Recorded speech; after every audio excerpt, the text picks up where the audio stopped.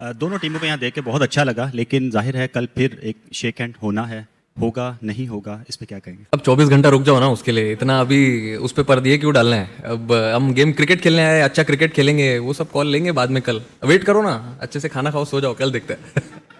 Handshake होगा या नहीं, भारतीय कप्तान सूर्या कुमार यादव का 24 घंटे इंतजार करने का मशवरा। कभी थोड़ी देर पहले सूर्या कुमार यादव प्रेस कॉन्फ्रेंस कर रहे थे और उस प्रेस कॉन्फ्रेंस में जो बातें उन्होंने कही हैं, एक सहाफी का सवाल हाथ मिलाने पे तो जवाब आया कि इंतजार कीजिए, कहा अच्छा सा खाना खाओ, इंतजार कीजिए। क्या है, कल मैदान पे देखिएगा, 24 घंटे की तो बात है, बोला चिल कीजिए।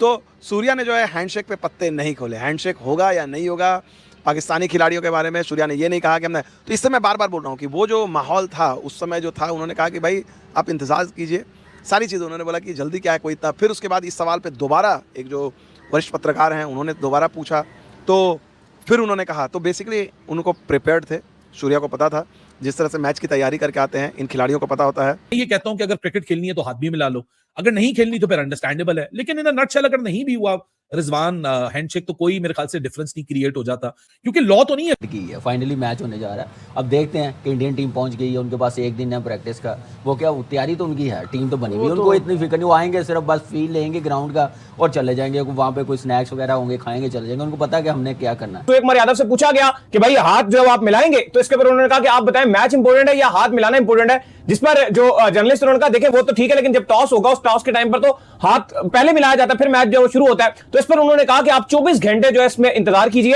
सर उस्मान तारिक वो कहते हैं कि आउट ऑफ सिलेबस भी कुछ चीजें आ जाती हैं, तो एक तो उसको आप किस तरह से देख रहे हैं? Yes, he is a different character when he comes to ball, but at the same time हम ऐसे ये तो नहीं कर सकते कि भाई सरेंडर ही कर दे।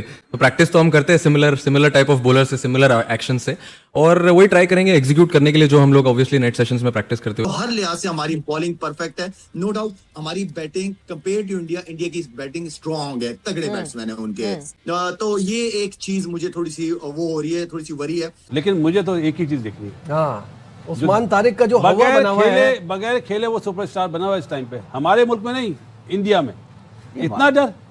हमारे यहाँ पिच जनरली बेहतर तरीके से रीड करने वाला कोई है नहीं। क्या स्पिनर्स या क्या फास्ट बॉलर्स, किस पे हमें रिलाई करना चाहिए? क्योंकि श्रीलंका सोच के हम कहते हैं स्पिनर्स, मगर जब हम जिम्बाब्वे की परफॉर्मेंस देखते हैं तो फिर कहते हैं फास्ट बॉलर्स। देखिए, अगर यहाँ पे सवेरा बात करूँ ना, तो दोनों टीमों के पास बेस्ट स्पिनर्स हैं, दोनों टीमों के पास बेंच के ऊपर डिपेंड करता है खेलते कौन है, दोनों टीमों के पास अच्छे फास्ट बॉलर्स हैं।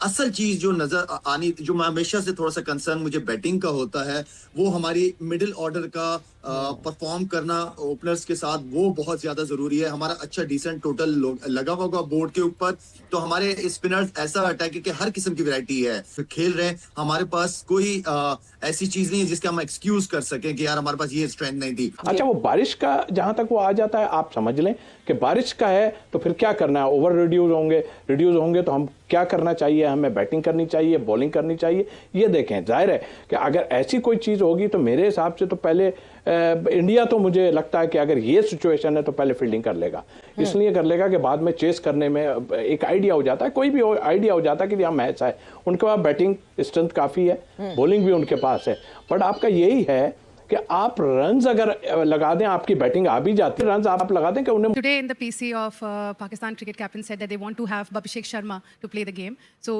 can you tell us, like, is there any update on him? How is he feeling? चलो ठीक है, if he wants him to play then we'll play him tomorrow. Thank you. Done. Thank you so much.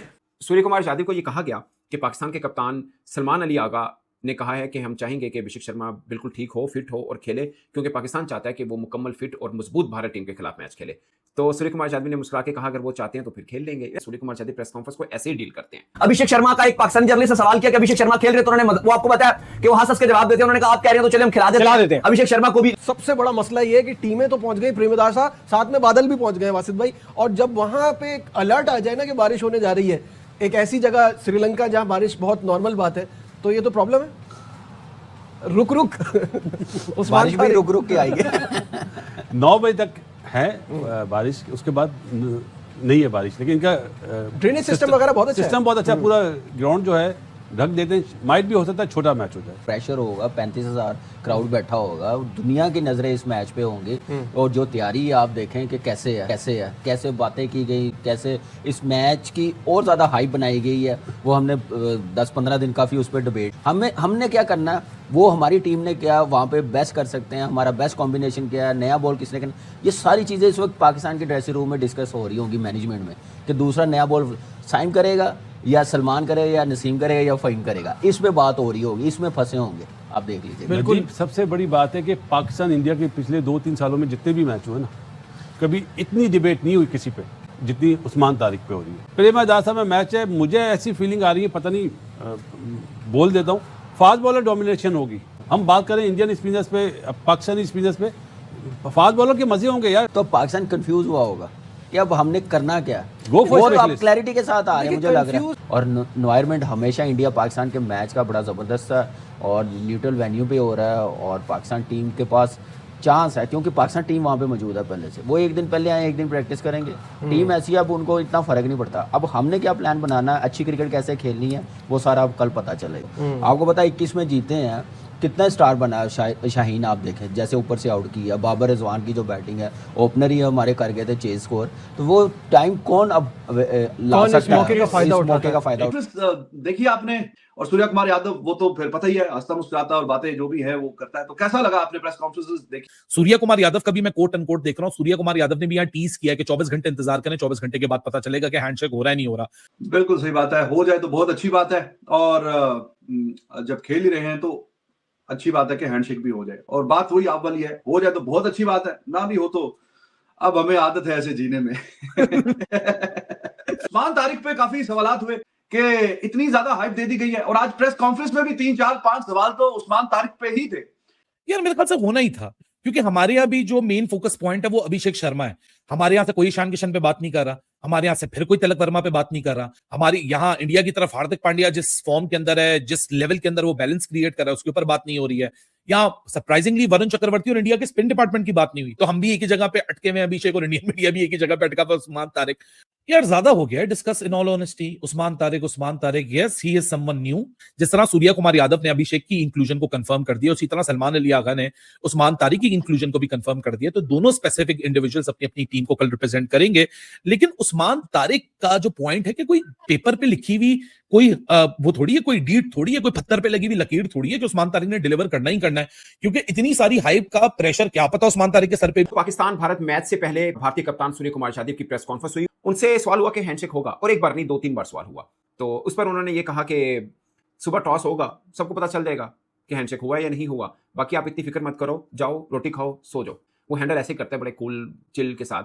Body language देखें तो आपको बड़ी confident body language नजर आएगी, smile face पे होगी, मतलब ट्रू जेंटलमैन लग रहे होते हैं जब प्रेस कॉन्फ्रेंस बैठे हैं भी सही वो, बट प्रेस कॉन्फ्रेंस में हर सवाल को बड़े इजी से वो डील करते हैं, किसी के साथ वो तकरार में नहीं आते, बड़े प्यार से। उस्मान तारिक का भी उनसे बात हुई कि क्या वो आउट ऑफ सिलेबस हैं, तो सूर्य कुमार यादव ने कहा कि आउट ऑफ सिलेबस बाज़ का इम्तिहान में सवाल आ जाता है, बट आपकी अगर तैयारी अच्छी हो तो आप डील कर लेते हो। वैसे ये बात मैं मानता हूँ, अगरचे उस्मान तारिक को खेला नहीं अभी तक भारत ने, but they are the best against spinner, और उससे भी बढ़ के क्यों जैसे बोलते हैं ना, इंटेंट उनकी बड़ी जबरदस्त होती है। अगर इंडिया 180 बना गया, पाकिस्तान के लिए मैच बहुत मुश्किल बन जाएगा। इंडिया 160 से भी ऊपर चला गया, ये मेरा ख्याल है, तो पाकिस्तान चेस के मैटर में थोड़ा मुश्किल पड़ जाएगा, क्योंकि हमारी बैटिंग बहुत बुरी तरह से मुतासिर हो रही है। कई जगहों पे जहां पे हम चेस करते हैं वहां फंसते हैं। पहले बैटिंग करते हैं, मैच बड़ा मजे का होना है। अगर हम इंडिया के खिलाफ दूसरी बैटिंग करते हैं, मेरा ख्याल है कि हम फंसेंगे उसमें।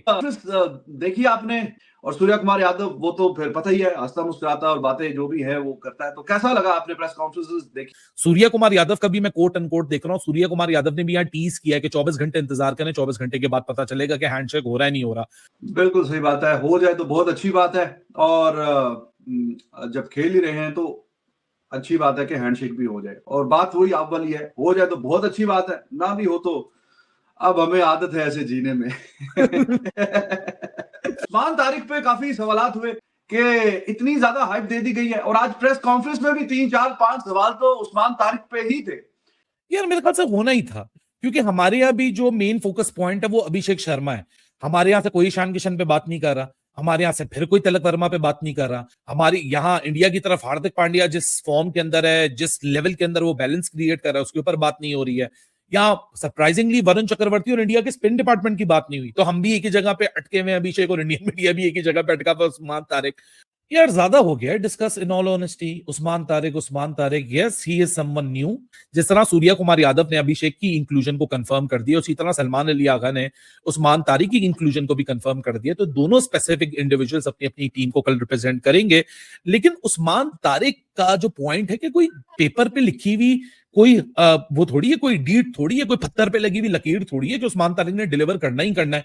क्योंकि इतनी सारी हाइप का प्रेशर क्या पता उस्मान तारिक के सर पे